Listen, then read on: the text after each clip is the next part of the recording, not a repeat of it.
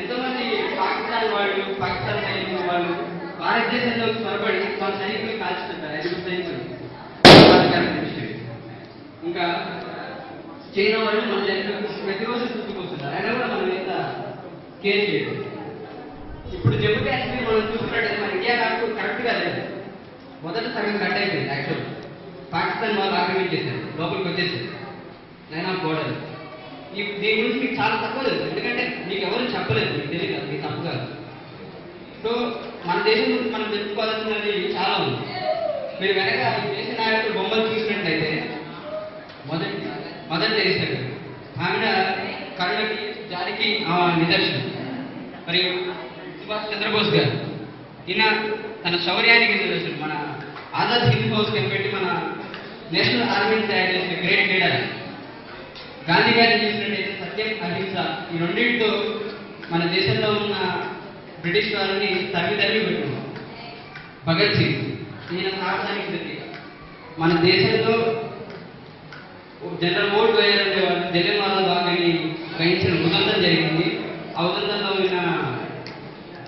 ఆయన్ని చంపిన వారు ఈయన భగత్ సింగ్. అంటే ఆయన సాహసం చేసి చంపారు, ఆయన ప్రాణాన్ని కూడా లెక్క చేయకుండా చంపారు మన దేశం కోసం.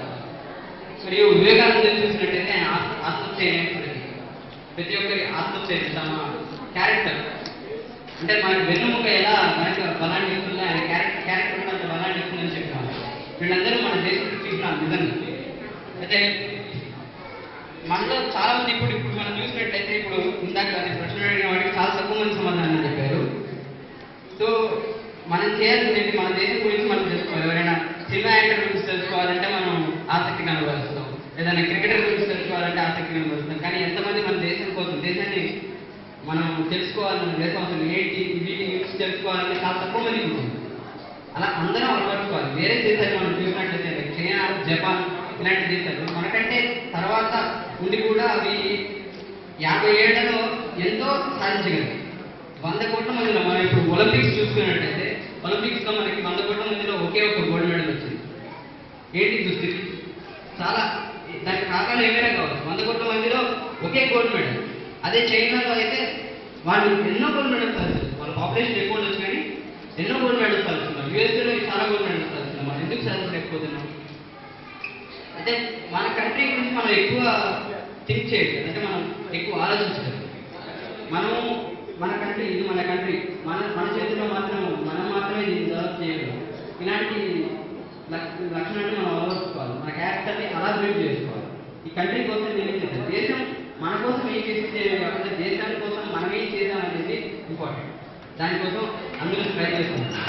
సో ఇంకా మీరు చూసుకున్నట్లయితే మన దేశం నుంచి చాలా మంది సైంటిస్టులు కానీ డాక్టర్స్ కానీ వేరే దేశాలకు వెళ్తుంటారు.